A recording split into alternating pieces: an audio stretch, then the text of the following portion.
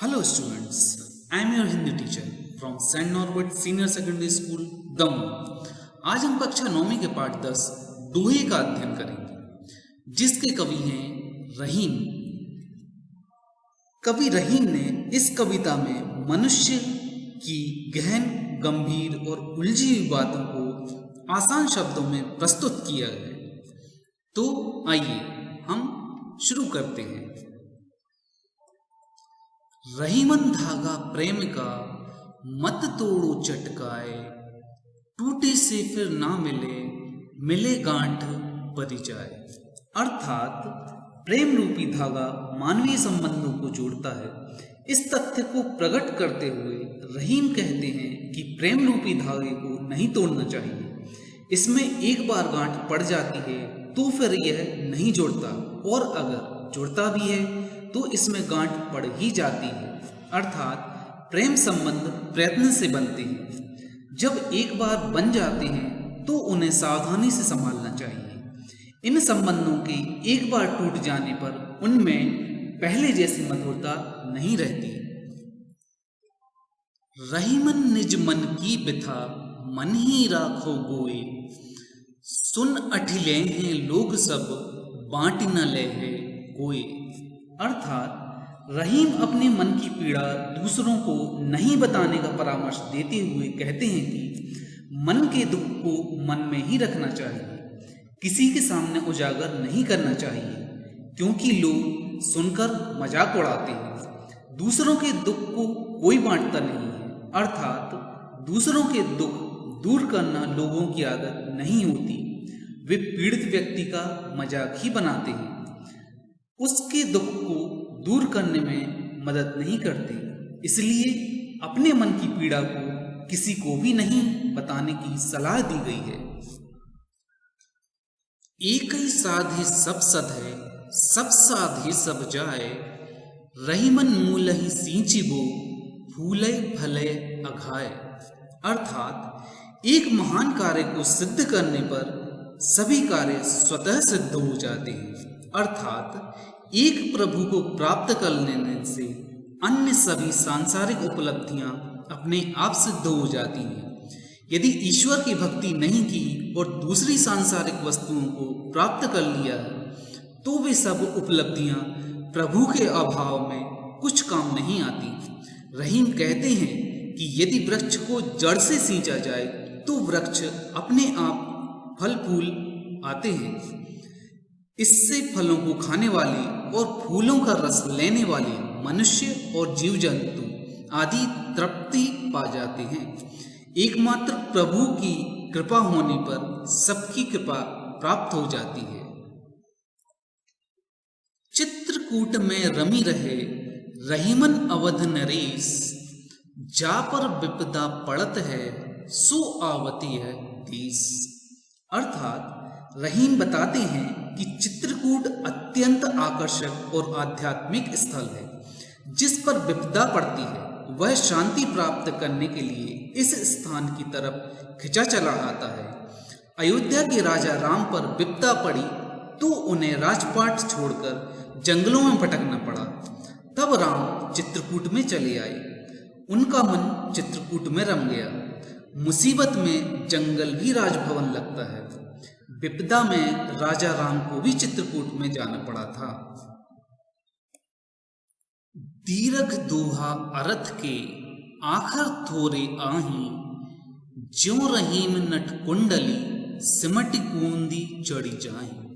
अर्थात दोहा की विशेषता बताते हुए कवि रहीम लिखते हैं कि दोहा में शब्दों की संख्या तो कम होती है, परंतु उनमें बहुत गहरा अर्थ छिपा होता है। जिस प्रकार खेल तमाशे दिखाने वाला कलाकार अपनी दक्षता से अपने समस्त शरीर को सिकोड़कर तंग रास्ते में भी सफलतापूर्वक निकल जाता है, ठीक उसी प्रकार एक सक्षम दोहा रचने वाला अपने सीमित शब्दों में बहुत गहरे तथा तथ्यात्मक बातें कह देता है, जिसका पढ़ने वाले या सुनने वाले पर व्यापक प्रभाव पड़ता है। धनी रहीम जलपंक को, लघु जी पियत अघाय, उदधि बढ़ाई कौन है, जगत पियासो जाए।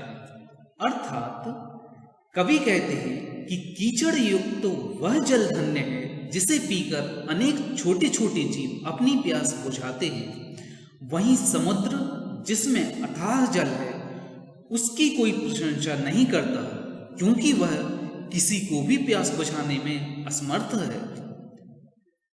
कवि के अनुसार सर्वश्रेष्ठ वही है जो दूसरों के काम आए। नाद रीझी तन देत मृग नर धन हेत समेत, ते रहीम पशु से अधिक रीझहि कछु न देत। अर्थात कवि ने इन पंक्तियों के माध्यम से उन लोगों पर व्यंग्य किया है जो दूसरों की कला या अच्छाई से प्रभावित होकर भी उसे खाली हाथ लौटा देते हैं। ऐसे व्यक्तियों को कवि ने पशु से भी बदतर बताया है।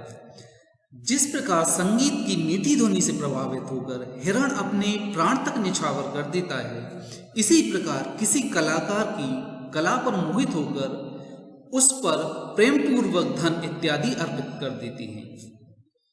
परंतु वे लोग तो पशु से भी अधिक मूर्ख हैं जो किसी पर रीझ कर भी उसे कुछ नहीं देती, दूसरों की अच्छाई या कला से प्रभावित होकर उसे खाली हाथ लौटाना पाशविक धर्म है।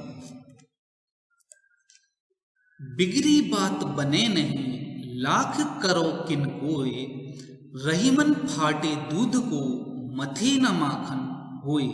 अर्थात रहीम कहते हैं कि कोई कितना भी प्रयत्न कर ले परंतु एक बार बिगड़ जाने पर बिगड़ी बात कभी नहीं बनती।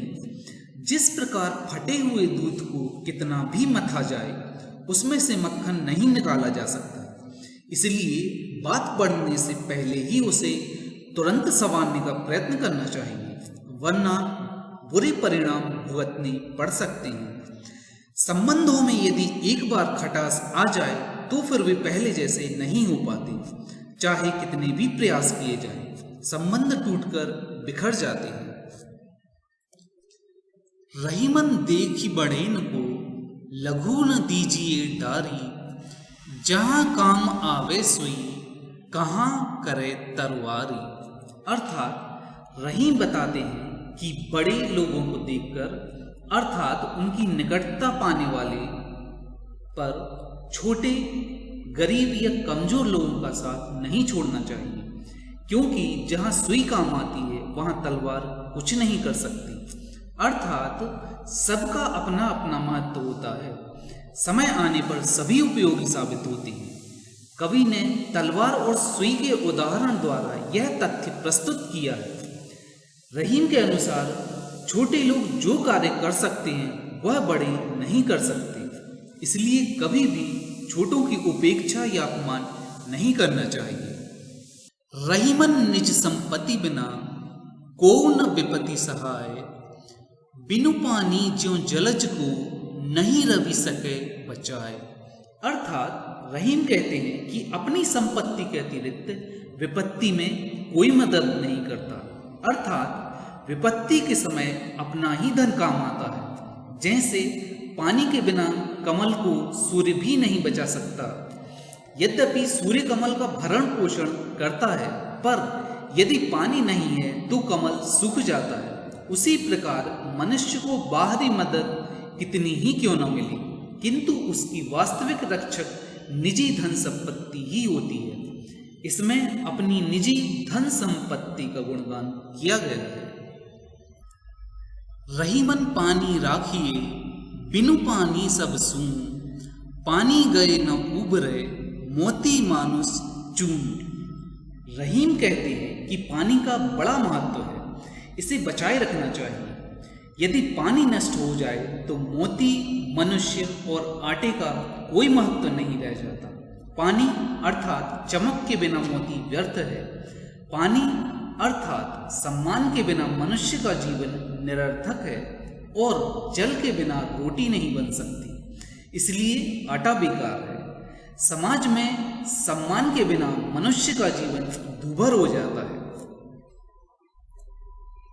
मैं आशा करता हूं कि आज के पद्यों का सार आपके लिए समझ में आया होगा।